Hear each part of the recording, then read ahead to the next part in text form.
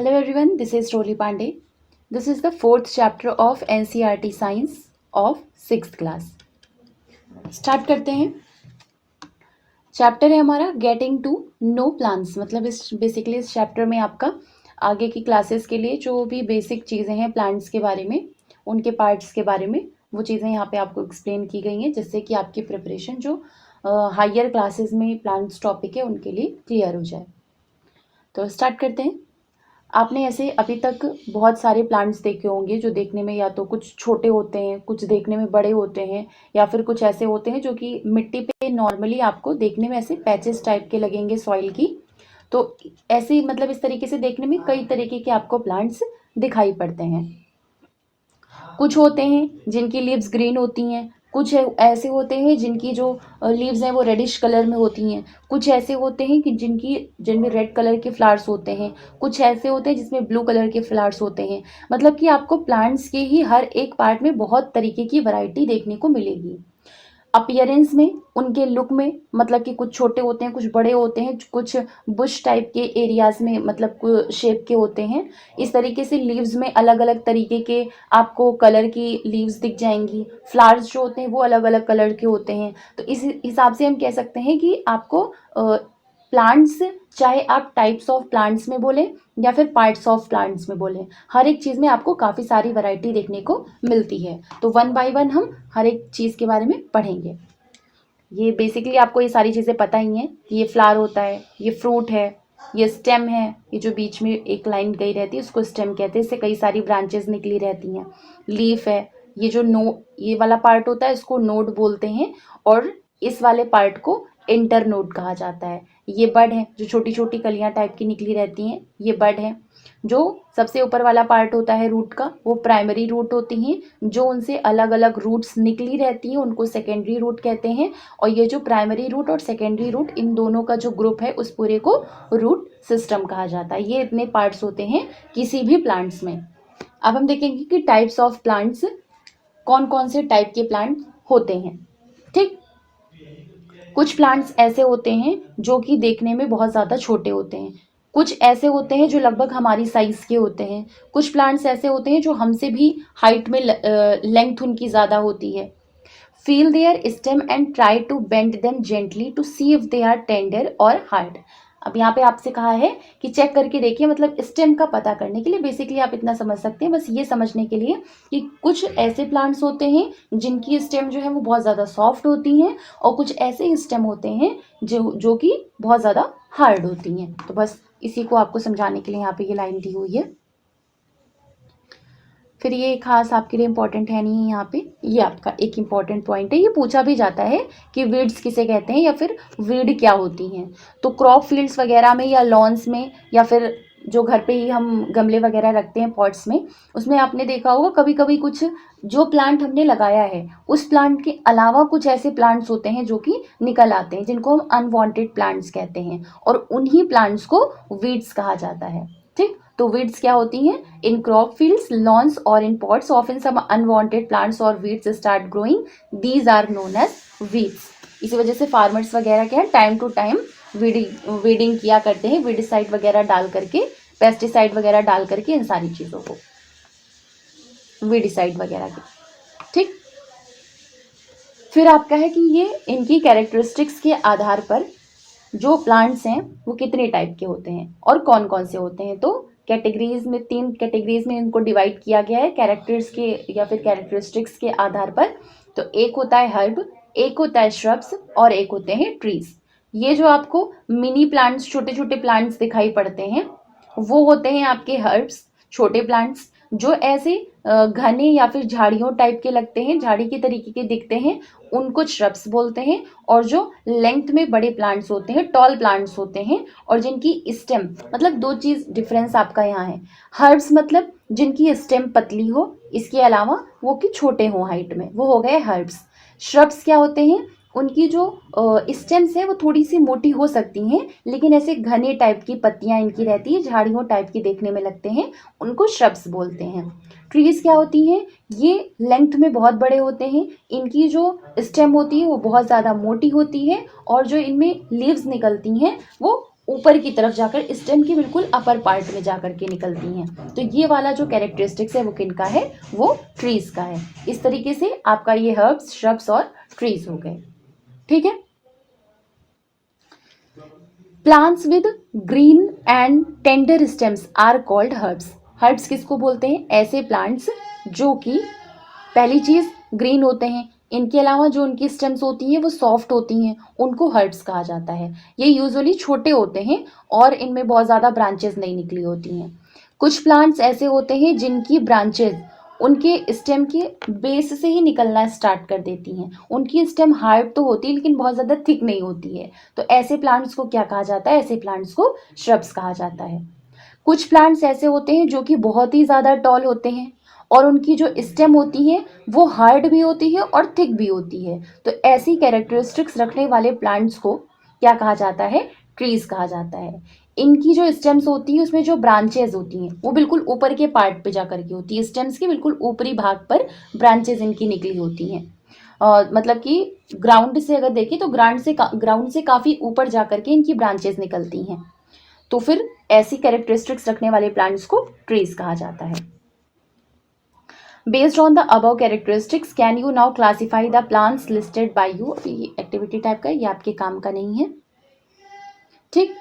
अब यहाँ पे एक क्वेश्चन दिया है कि कई सारे प्लांट्स हमने अपने आसपास देखे होंगे जो कि ऐसे होते हैं जो मतलब कि स्ट्रेट खड़े नहीं हो सकते हैं। ठीक, उनको किसी ना किसी चीज़ की हेल्प चाहिए होती है, किसी और प्लांट की हेल्प चाहिए होती है ग्रो होने के लिए, या फिर खड़े होने के अलावा अगर वो ग्राउंड पे भी चल रहे हैं तो ऐसे होते हैं कि ग्राउंड पे ही रेंगते हुए उनकी ग्रोथ होती है। तो ऐसे प्लांट्स को क्या इन तरीके के प्लांट्स में कैटेगराइज किया जाएगा? बिल्कुल नहीं, ये जो हैं वो अलग टाइप के हैं। मतलब जो हमने अभी तक पढ़ा, ये हर्ब, श्रब और ट्री, इन तीनों टाइप से ये डिफरेंट होते हैं। जो मनी प्लांट आपने देखा होगा, मनी प्लांट है, बीन स्टॉक है, गार्ड प्लांट्स हैं या फिर ग्रेप वाइन्स हैं, इन सब चीज़ों की जो स्टेम है वो किस तरीके से निकलती है, ऐसे रेंगती हुई। मतलब कि ये ऊपर की तरफ खुद नहीं चढ़ सकते हैं, इनको किसी ना किसी तरीके के सपोर्ट की ज़रूरत होती है ऊपर चढ़ने के लिए।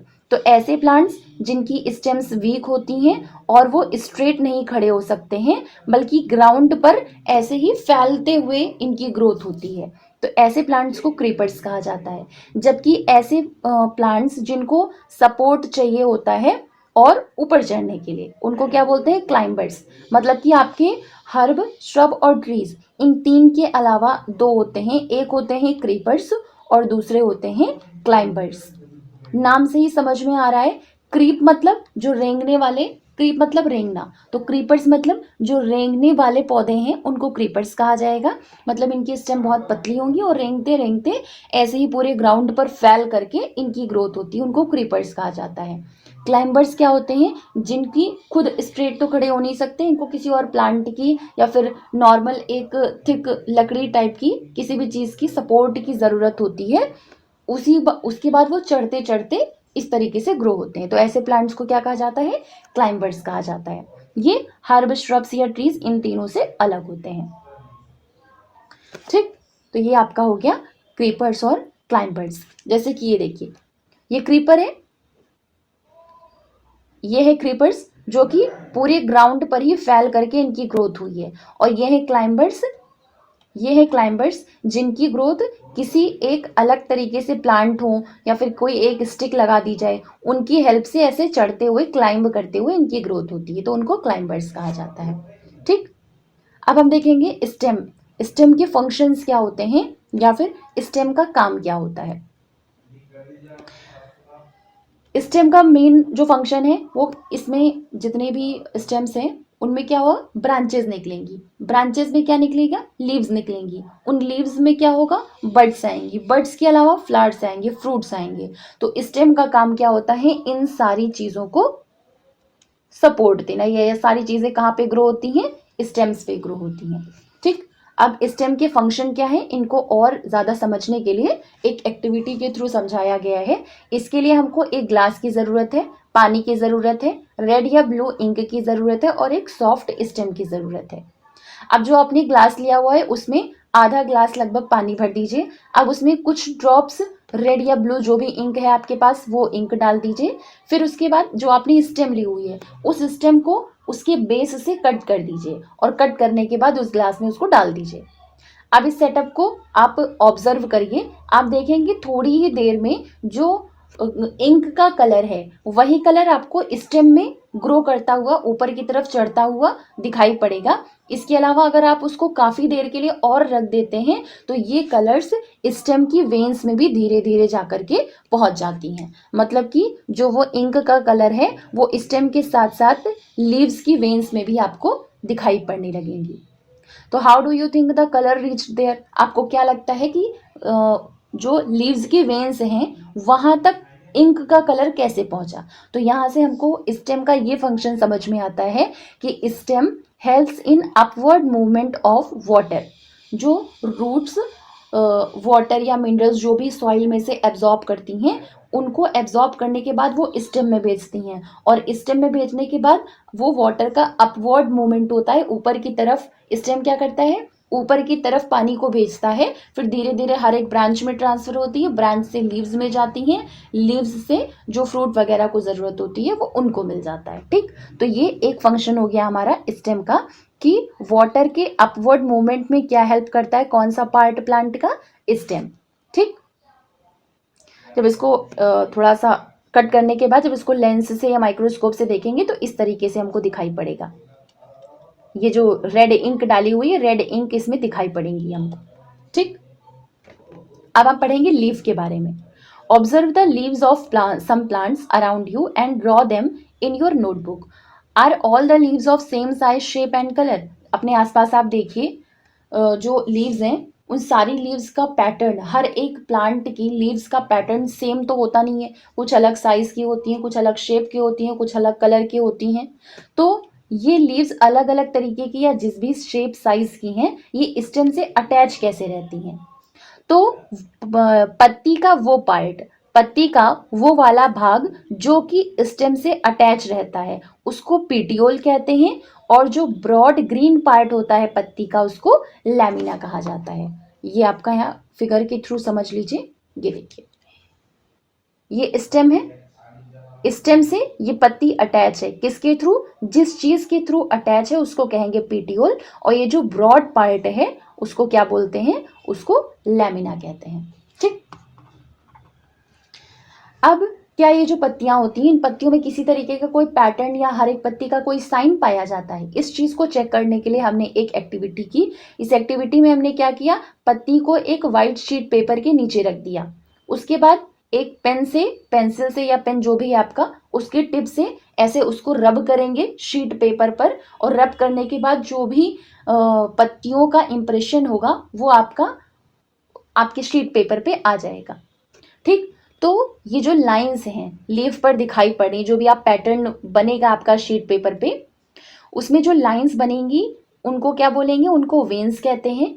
और जो प्रोमिनेंट लाइन होती है इन पूरी लीफ की पत्तियों में, ये जो सारी वेन्स बनेगी उन सारी वेन्स में जो सबसे मिडिल लाइन होती है या फिर जो प्रोमिनेंट लाइन होती है जहाँ से होकर के बाकी सारी लाइंस निकलती हैं उस लाइन को, प्रोमिनेंट लाइन को क्या कहा जाता है? मिडरिप कहा जाता है। और ये लीफ के कौन से पार्ट में प्रेजेंट होती हैं? ये जैसे पत्ती है आपकी, इसमें एक होती है जो सेंटर से, गड़बड़ हो गया आपका,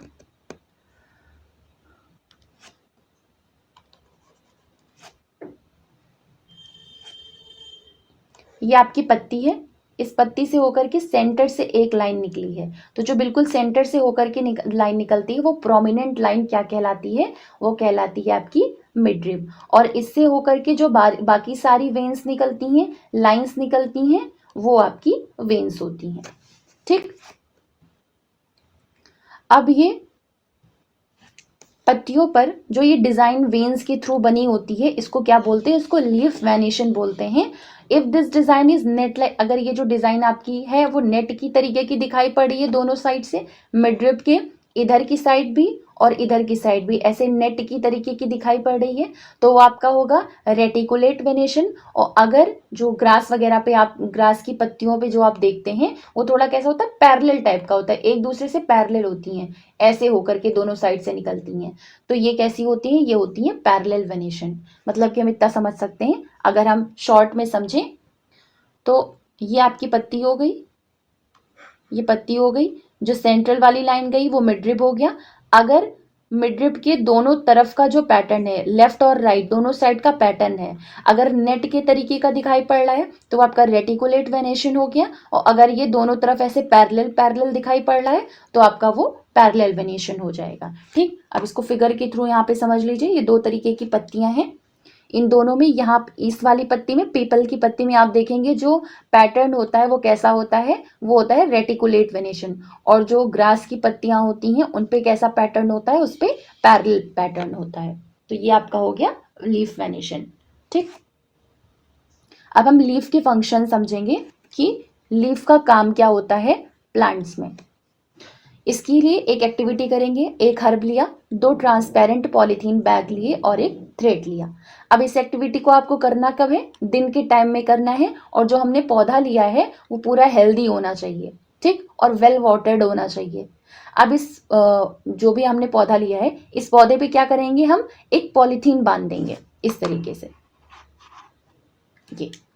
ये पौधा है हमारा, इस पौधे की कुछ पत्तियों को कवर करके एक पॉलीथीन लेंगे, उस पॉलीथीन से इसको कवर कर देंगे, थ्रेड से बांध देंगे।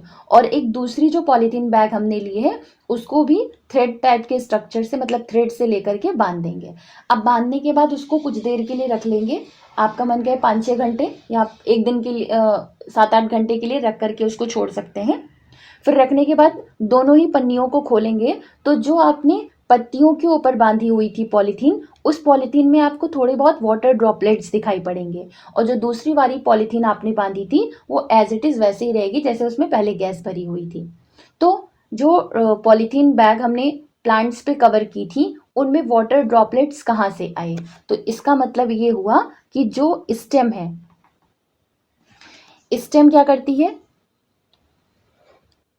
ये रूट्स हैं, इन रूट्स से जो वाटर मिनरल्स आ रहा है वो किन के पास आता है, स्टेम के पास आता है। फिर स्टेम का मेन फंक्शन क्या होता है कि उस वाटर को अपवर्ड मूवमेंट में ले जा करके जो भी लीव्स हैं उन सारी लीव्स तक पानी पहुंचाए।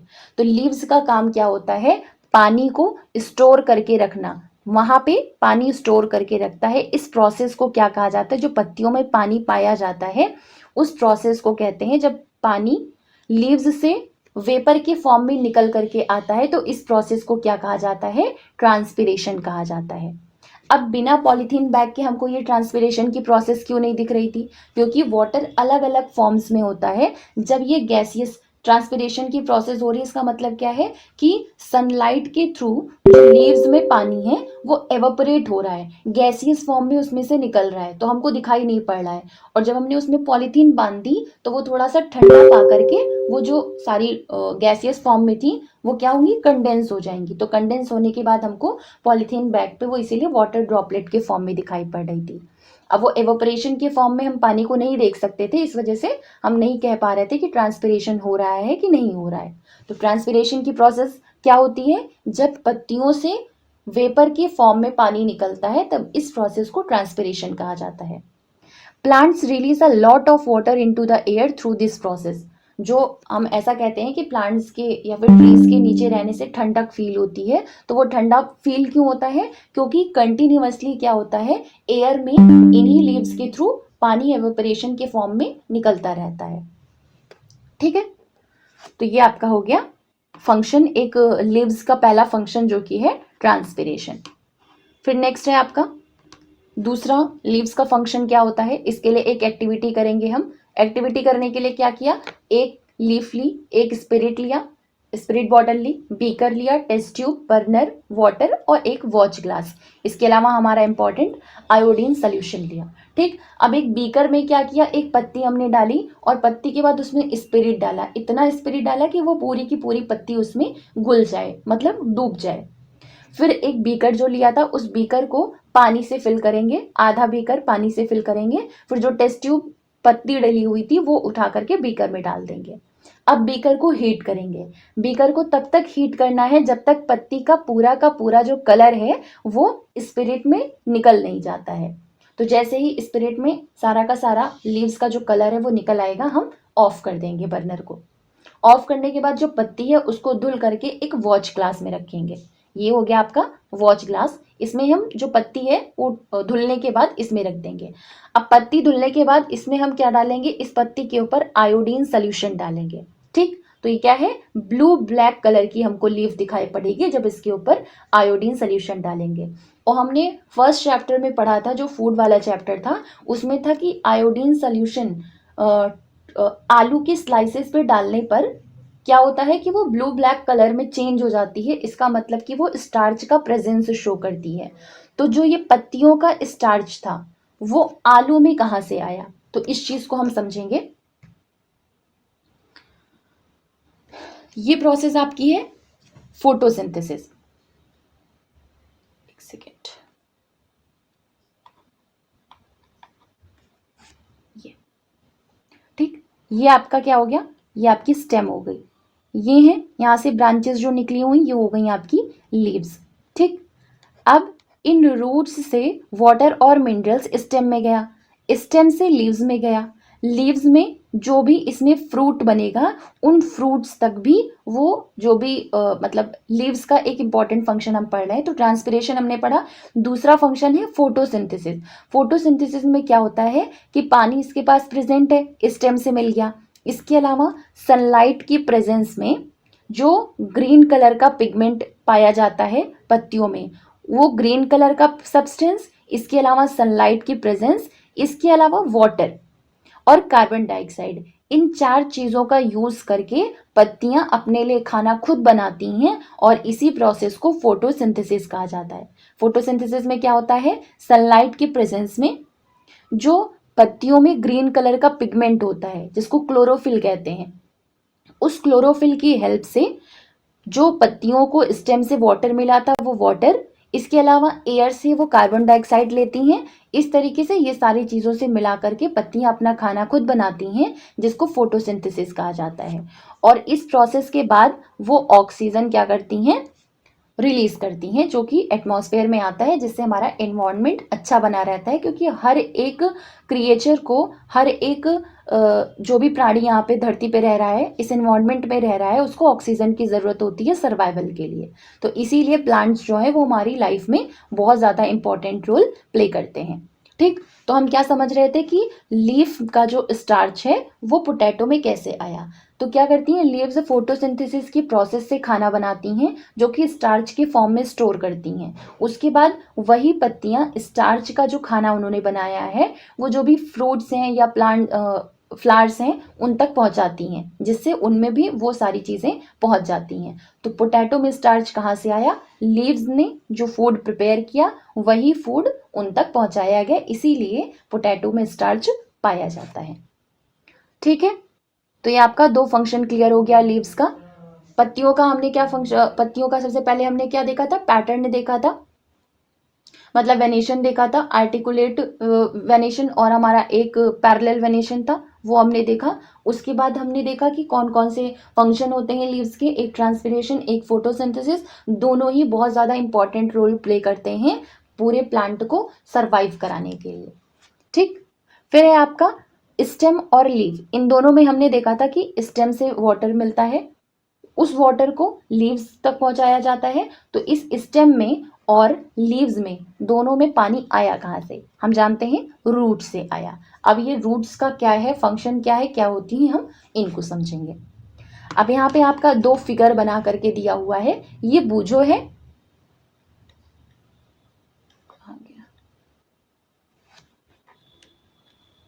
ये बूझो है और ये पहेली। ये क्या कर रहा है, वाटरिंग क्या कर रहा है, डायरेक्ट पत्तियों पर पानी डाल करके प्लांट्स की वाटरिंग कर रहा है। और पहेली क्या कर रही है, सेंटर में सॉइल में पानी डाल करके वाटरिंग कर रही है। तो इन दोनों में से तरीका किसका सही है, कौन सा राइट वे है पौधों को पानी देने का, तो वो है पहेली का। क्यों है वो समझते हैं। अब इस रूट्स को समझने के लिए हमने क्या किया, एक एक्टिविटी करेंगे जिसके लिए हमको दो पॉट्स की ज़रूरत है, कुछ मिट्टी की ज़रूरत है, इसके अलावा खुरपी की ज़रूरत है डिगिंग करने के लिए, ब्लेड की ज़रूरत है, पेयर ऑफ सीजर की ज़रूरत है और पानी की ज़रूरत है। ठीक, अब इसको 4-5 बच्चे एक साथ मिल करके इस एक्टिविटी को कर सकते हैं। आपको तो समझना है तो आप नॉर्मली भी कर सकते हैं। तो सबसे पहला स्टेप क्या है, दो प्लांट हमको चूज करने हैं एक ही तरीके के। जो कि आप नॉर्मली ओपन ग्राउंड पे ऐसे बहुत सारे वाइल्ड प्लांट्स पड़े होते हैं, उन्हीं वाइल्ड प्लांट्स में से कोई एक प्लांट लेकर के आप सेम तरीके के प्लांट लेकर के और उनको रूट्स के साथ ही उखाड़ के ले लीजिए। ठीक, अब इनको डिगिंग करने की ज़रूरत क्यों पड़ेगी, क्योंकि इनकी रूट्स सॉइल से इतना ज़्यादा मजबूती से पकड़ी होती हैं कि इनको अगर हम चाहें तो उठा करके डायरेक्ट नहीं खोद के निकाल मतलब डायरेक्ट उखाड़ के नहीं निकाल सकते, इस वजह से डिगिंग करनी पड़ेगी। तो डिग करने के बाद रूट्स के साथ ही पूरे प्लांट को निकालना है। ध्यान रखना है कि रूट्स कटनी नहीं चाहिए। ठीक, अब एक प्लांट को क्या करेंगे, हम नॉर्मली एक पॉट में लेकर के और प्लांट कर देंगे, और दूसरे वाले प्लांट को क्या करेंगे, उनकी रूट्स को कट कर देंगे। देखिए इसमें रूट्स हैं और इसमें रूट्स नहीं है, मतलब कि पहले वाले प्लांट में रूट्स के साथ पॉटिंग कर देंगे प्लांट की, और दूसरे वाले में रूट्स को कट करने के बाद प्लांट करेंगे। ठीक, उसके बाद दोनों ही प्लांट को ऑब्जर्व करेंगे और रोज का रोज इसमें पानी देना है। तो रेगुलर बेसिस पे पानी देने के बाद जब इस प्लांट को एक हफ्ते के बाद इन दोनों को देखेंगे, तो इनमें से जो प्लांट ए था वो हेल्दी होगा और जो दूसरा है वो सूख गया होगा या तो पूरा ही मुरझा गया होगा। क्यों, क्योंकि एक में रूट्स थी और दूसरे में रूट्स नहीं थी, मतलब कि प्लांट्स के सर्वाइवल के लिए रूट्स जो है वो बहुत ज़्यादा इम्पॉर्टेंट होती हैं। ठीक, अब एक और एक्टिविटी करेंगे दूसरा, समझने के लिए कि फंक्शन क्या होते हैं रूट्स के। फंक्शन क्या होते हैं रूट्स के, इसके लिए हमको क्या चाहिए, ग्राम चाहिए और मेज, इन दोनों की सीड्स चाहिए, कॉटन वूल चाहिए, कटोरी चाहिए और कुछ पानी चाहिए। अब 2 कटोरी लेंगे, दोनों कटोरी में वेट उसको रुई को भिगो करके दोनों ही कटोरी में रख देंगे। अब दोनों कटोरी में 3-4 सीड्स ग्राम के, एक में ग्राम के सीड्स और एक में मेज के सीड्स, दोनों ही कटोरियों में डाल देंगे 3-4 सीड्स। अब डेली बेसिस पर कॉटन को गीला करते रहेंगे, उसमें पानी छिड़कते रहेंगे जब तक कि उन दोनों ही प्लांट में से या दोनों ही कटोरियों में से स्प्राउट्स नहीं निकल आते हैं, स्प्राउटिंग नहीं हो जाती उनकी। ठीक, अब एक हफ्ते बाद जब देखेंगे तब इन यंग प्लांट्स को कॉटन में से निकालने की कोशिश करेंगे।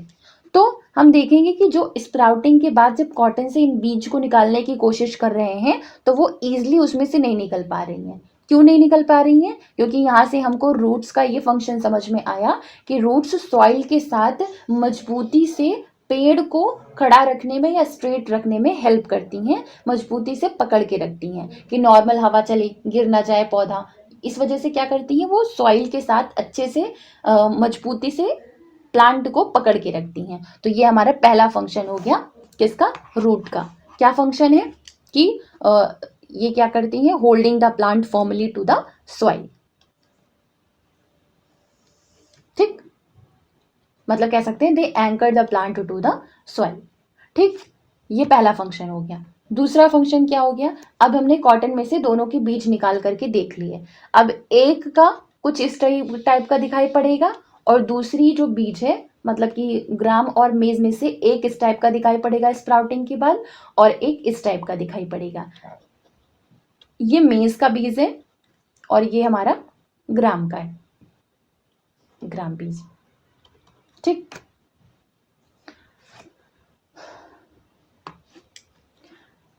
इन वॉट वे, अब हमको इसमें ये देखना है कि इन दोनों में डिफरेंस क्या है और इन दोनों में सिमिलैरिटी किस चीज़ की है। तो there seem to be 2 different types of roots.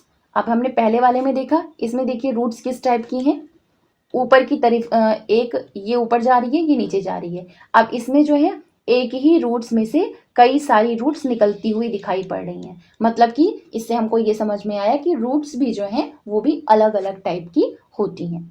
कौन कौन से टाइप की होती हैं अब उनको देखेंगे। क्या करेंगे, किसी भी ओपन ग्राउंड में से ऐसे जो वाइल्ड प्लांट्स थोड़े बहुत निकले रहते हैं उसमें से 2 प्लांट या 4-5 प्लांट हम तोड़ करके ले आएंगे। और तोड़ के नहीं लाना है, मतलब ऐसे उखाड़ के नहीं लाना है, डिगिंग करके लानी है, रूट्स के साथ लेकर के आनी है। अब उसकी मिट्टी को धुल देंगे। मिट्टी से धुलने के बाद चेक करेंगे किन की रूट्स हैं जो इस तरीके से दिखाई पड़ेंगी और किन प्लांट्स की रूट्स हैं जो कि इस तरीके से दिखाई पड़ेंगी। मतलब कि हम कह सकते हैं 2 तरीके की रूट्स, 2 टाइप्स ऑफ रूट्स होती हैं। कौन कौन सी, जो ये इस तरीके के, इसमें एक मेन रूट जाती है जिसको कि टैप रूट कहा जाता है, और इनमें से जो ये छोटी छोटी साइड साइड से निकल करके आती हैं, दूसरे कलर का ले लेती हूँ, हाँ, ये आपका हो गया, ये रूट्स हैं। इनमें जो ये मेन रूट निकल करके आई है उस मेन रूट को कहा जाता है टैप रूट, ठीक। और ये जो इसमें साइड साइड में इसी मेन रूट से होकर के निकली हैं, इन रूट्स को कहा जाता है लेटरल रूट्स, ठीक है। फिर ये दूसरे टाइप की हैं। दूसरे टाइप में क्या है, किसी भी तरीके की कोई मेन रूट इसमें नहीं दिखाई पड़ रही है, नॉर्मली इस तरीके की रूट्स इसमें निकली हुई हैं। तो इसको क्या बोलते हैं, जो दूसरे टाइप की उसको कहते हैं फाइब्रस रूट्स। मतलब दो तरीके की रूट्स पाई जाती हैं, एक होती है टैप रूट और दूसरी होती है फाइब्रस रूट्स, ठीक। एक मिनट, ठीक। जो मेन रूट है उसको टैप रूट कहा जाता है और जो स्मॉलर रूट्स होती हैं इनसे निकल करके आती हैं उनको लेटरल रूट्स कहा जाता है। अब जो हम दूसरा फिगर देख रहे हैं उसमें किसी तरीके की कोई मेन रूट नहीं है और जो सारी रूट्स हैं वो सिमिलर ही दिखाई पड़ रही हैं, और इस तरीके की रूट्स को क्या कहा जाता है, फाइब्रस रूट्स कहा जाता है। अब क्या करेंगे, इन प्लांट्स को जो भी हमने कलेक्ट किया था ग्राउंड से, उन प्लांट्स को अलग अलग करेंगे, उसके बाद उनको ग्रुप वाइज देखेंगे कि कौन से टैप रूट में आ रही हैं और कौन सी है। अब इनका चेक करेंगे कि जो टैप रूट है उनकी टाइप ऑफ वेनेशन कैसी है और जो फाइब्रस रूट्स हैं उनकी टाइप ऑफ वेनेशन कैसी है। करना है कि वो टैप रूट है या फिर फाइब्रस रूट है, तो उसके लिए हमको प्लांट को उखाड़ने की ज़रूरत नहीं है, निकाल के रखने की ज़रूरत नहीं है। हम नॉर्मल जो लीव्स का वेनेशन है उनकी डिज़ाइन दे करके बता सकते हैं कि इनकी टैप रूट्स होंगी या फिर फाइब्रस रूट्स होंगी। ऐसी प्लांट्स जिनकी लीव्स जो हैं वो इस तरीके से आपके आर्टिकुलेट वेनेशन में आती हैं तो वो आपका क्या हो जाएगा, टैप रूट वाली। और ऐसी जिनकी पैरेलल वेनेशन होती हैं वो किस में आ जाएगा, फाइब्रस रूट। तो इस तरीके से हम पता कर सकते हैं। We have learned that roots absorb water and minerals। हम जानते हैं कि जो रूट्स हैं वो क्या करती हैं, सॉइल में से वाटर और मिनरल्स को एब्जॉर्ब करती हैं। वहां से एब्जॉर्ब करने के बाद स्टेम इस पानी और मिनरल को लेता है और लेने के बाद लीव्स तक पहुंचाता है। लीव्स के अलावा प्लांट्स के जो बाकी सारे पार्ट्स हैं, फ्रूट वगैरह हैं, वहां तक पहुंचाता है। लीव्स का काम क्या होता है, फूड को प्रिपेयर करना। लीव्स ने खाना बनाया, खाना बनाने के बाद उसको स्टेम में दिया, स्टेम में देने के बाद वो अलग अलग पार्ट्स में जाकर के प्लांट्स में स्टोर हो जाता है, कहीं फ्लावर में, कहीं फ्रूट में। तो हम क्या करते हैं, इन रूट्स को किसी ना किसी फॉर्म में खाते हैं। जैसे कैरेट, रेडिश, स्वीट पोटैटो, इन रूट को खाया भी जाता है। कुछ ऐसे टाइप की रूट होती हैं जिनको खाया भी जाता है, ठीक। तो ये हो गया हमारा रूट्स के बारे में। इसके अलावा एक और इम्पॉर्टेंट चीज़ है रूट्स के बारे में, स्टेम के बारे में, कि स्टेम जो है वो टू वे ट्रैफिक स्ट्रीट की तरह काम करता है। टू वे ट्रैफिक स्ट्रीट क्यों, क्योंकि पहले इसने क्या किया, रूट्स से वाटर और मिनरल लिया, फिर स्टेम ने पूरे प्लांट के पार्ट्स तक पहुंचाया, ठीक। फिर जो लीव्स ने खाना बनाया, उस खाने को स्टेम ने प्लांट के बाकी सारे पार्ट्स तक पहुंचाया। तो इस वजह से स्टेम को क्या कहा जाता है, टू वे ट्रैफिक स्ट्रीट कहा जाता है, ठीक। अब फ्लावर्स के बारे में समझ लेते हैं। ये एक ही फ्लावर को हमने 3 तरीके से लेकर के देखा हुआ है। अब इसमें क्या हम पहचान के बता सकते हैं कि ये कौन सा फ्लावर है, इसमें भी नहीं बता सकते हैं। इसमें फ्लावरिंग हुई है, इस वजह से बता सकते हैं कि ये रोज़ का प्लांट है, ठीक। तो हर एक फ्लावर जो होते हैं, हर एक प्लांट में अलग अलग तरीके के फ्लावर्स आते हैं, अलग अलग कलर के आते हैं। तो बाकी सारी चीज़ें समझते हैं। अब फ्लावर्स के बारे में समझने के लिए हमने क्या किया, एक बड लिया और 2 फ्रेश फ्लावर्स लिए। धतूरा, China rose, mustard, brinjal, lady finger, इनमें से कोई भी जो भी आपके आसपास अवेलेबल हो आप कोई भी ले सकते हैं। इसके अलावा एक ब्लेड चाहिए, ग्लास स्लाइड चाहिए या फिर शीट पेपर का चाहिए, मैग्नीफाइंग ग्लास चाहिए और वाटर चाहिए। अब हम देखेंगे कि दोनों ही तरीके के जो फ्लावर्स हैं उनमें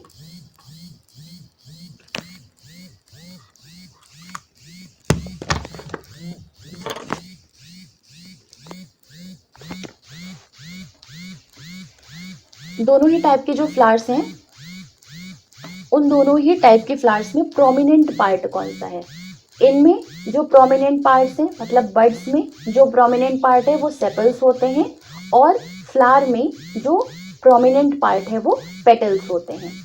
बड में पेटल्स सेपल्स के अंदर होती हैं और फ्लावर में जो सेपल्स हैं वो फ्लावर के बाहर होती हैं। इधर आपको ये सारी जो दिखती हैं ये होती हैं सेपल्स, ठीक। तो ये हमको प्रोमिनेंट पार्ट पता चल गया कि बड्स में कौन सी होती हैं और फ्लावर में कौन सी होती हैं। तो जो बड में प्रोमिनेंट पार्ट है वो सेपल्स कहलाती हैं और जो फ्लावर में प्रोमिनेंट पार्ट है वो पेटल्स कहलाती हैं। ठीक, ये हो गया आपका इसके बारे में। अब क्या करना है, एक फ्लावर लेना है आपको। फ्लावर लेने के बाद उनको लेंथ वाइज कट करना है। कट करने के बाद उनको देखेंगे कि उसके इनर पार्ट में, फ्लावर के इनर पार्ट में कौन कौन सा पार्ट होता है। तो इसमें 3 पार्ट आपके पाए जाते हैं। एक होता है एंथर, एक होता है स्टैमेंस और एक होता है पिस्टिल। जो ये ऊपर आपका ये पार्ट दिख रहा है वो क्या हो जाएगा, एंथर। इसको जूम कर देती हूँ।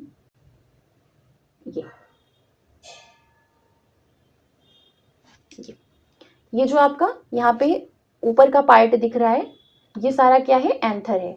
जो ये आपको लेंथ दिखाई पड़ रही है ये क्या हो गई, स्टैमेंस हो गई। और इसमें जो ये नीचे की तरफ ये वाला पार्ट है, ये पूरा ये पार्ट कौन सा हो जाएगा, ये सेंटर का पूरा पार्ट आपका क्या है, ये जो बीच में गई हुई है लाइन, इसको बोलते हैं पिस्टिल। ये आपके फ्लावर के पार्ट्स हैं। अब इनको थोड़ा जूम करके समझ लेते हैं। इसका अगर आप एक भाग निकाल लेते हैं, एक एक थ्रेड लाइक का स्ट्रक्चर जो है आप उसको निकाल लेते हैं, तो ये वाला पार्ट हो गया आपका एंथर और ये जो लेंथ है उसको क्या कहेंगे, फिलामेंट कहेंगे। जो फ्लावर की सबसे इनर मोस्ट पार्ट होता है, ये क्वेश्चन आपका पूछा जा सकता है कि जो सबसे फ्लावर का सबसे इनर मोस्ट पार्ट होता है, सबसे अंदर का पार्ट होता है, उसको क्या बोलते हैं, उसको बोलते हैं हम पिस्टिल। अब हमने क्या किया, एंड उसको स्टैमेन को बाहर निकाल करके, एंथर को बाहर निकाल करके देखा तो ऊपर के पार्ट को एंथर कह रहे थे, नीचे को फिलामेंट कह रहे थे। ऐसे पिस्टिल के एक पार्ट को बाहर निकाल करके देखा तो जब सबसे ऊपर वाला पार्ट है उसको स्टिग्मा बोलेंगे, जो ये बीच वाला पार्ट है उसको स्टाइल बोलते हैं, और जो सबसे नीचे ये उभरा हुआ पार्ट है इसको ओवरी कहा जाता है। ठीक, तो क्या करेंगे, अब ओवरी के स्ट्रक्चर को थोड़ा सा जूम करके समझेंगे हम। जो लोअर मोस्ट सबसे नीचे वाला और जो स्वलन पार्ट होता है पिस्टिल का उसको ओवरी कहते हैं। आप देख ही रहे हैं इसमें कि जो ये ओवरी है हमारी, इसकी जो पिस्टिल है, पिस्टिल का जो सबसे नीचे वाला पार्ट है, लोअर मोस्ट पार्ट है, और जो ये स्वलन पार्ट है उसको हम क्या कह रहे हैं, ओवरी कह रहे हैं। तो ये पिस्टिल का पार्ट हो गया। अब इसको और अच्छे से समझेंगे तो इसके लिए हमको क्या ज़रूरत है, ब्लेड की ज़रूरत है। इस ब्लेड से पहले लॉन्गिट्यूडनल कट करेंगे, फिर एक ट्रांसवर्स कट देंगे। दोनों को कट करने के बाद इसको जब लेंस या मैग्नीफाइंग ग्लास के थ्रू देखेंगे तो ये कुछ इस तरीके का दिखाई पड़ेगा। जो हमने लॉन्गिट्यूडनल कट किया था उसमें इनर स्ट्रक्चर जो इस तरीके का दिखाई पड़ेगा, और जो ट्रांसवर्स कट किया था ओवरी का वो ओवी मतलब ये वाला फॉर्म जो है वो इस तरीके का दिखाई पड़ेगा। अब यहाँ पे आप देख रहे हैं कि ये बीड टाइप का स्ट्रक्चर, छोटे छोटे बीड टाइप के, मोती के टाइप का स्ट्रक्चर दिखाई पड़ रहा है दोनों ही कट में। तो ये जो मोती के टाइप के स्ट्रक्चर पाए जाते हैं ओवरी में उसको क्या बोलते हैं, ओव्यूल्स बोलते हैं। ठीक, तो ये आपका हो गया पूरा ओवरी के स्ट्रक्चर के बारे में। The inner part of the ovary having small Beed like structures inside the ovary is called ovules. ठीक, तो ये आपका हो गया ओवरी के बारे में। तो फ्लावर के बारे में एक बेसिक नॉलेज जो है आपकी वो आपको मिल गई। इसके अलावा आप एक और चीज़ समझ लीजिए कि हर एक प्लांट में जो नंबर ऑफ सेपल्स हैं, पेटल्स हैं, स्टैमेन हैं और पिस्टिल हैं, वो हर एक फ्लावर में अलग अलग तरीके के फ्लावर्स में अलग अलग हो सकती हैं। उनमें से ऐसा भी हो सकता है, कुछ ऐसे भी फ्लावर हो सकते हैं जिनमें इनमें से कुछ पार्ट्स जो हैं वो ना भी हों। किसी में पिस्टिल्स नहीं होता है, किसी में सेपल्स नहीं होता है, किसी में पेटल्स बहुत कम होते हैं, किसी में स्टेमन्स नहीं होते हैं, किसी में पिस्टिल्स जो हैं वो दिखाई ही नहीं पड़ती हैं। तो ऐसे अलग अलग फ्लावर में अलग अलग तरीके के नंबर ऑफ ये सारी चीज़ें आपको मिलेंगी। किसी में ज़्यादा प्रेजेंट हो सकती हैं 1 से 2 और किसी में एब्सेंट हो सकती हैं। तो इस तरीके से आपका ये फ्लावर भी हो गया। मतलब आपने एक बेसिक स्ट्रक्चर जो फ्लावर का होता है, प्लांट का होता है, रूट्स का होता है, लीव्स का होता है, वो हमने समझ लिया। अब इसको हम बाकी जो 7th 8th क्लास में पढ़ेंगे तो और ज़्यादा एलेबरेट करके पढ़ेंगे। ये हमारा 5th चैप्टर था जो कि कंप्लीट हो गया। 4th चैप्टर था नोइंग ऑफ प्लांट्स, वो कंप्लीट हो गया। अब आपका नेक्स्ट चैप्टर नेक्स्ट वीडियो में कंप्लीट करेंगे जो कि है हमारा बॉडी मूवमेंट्स।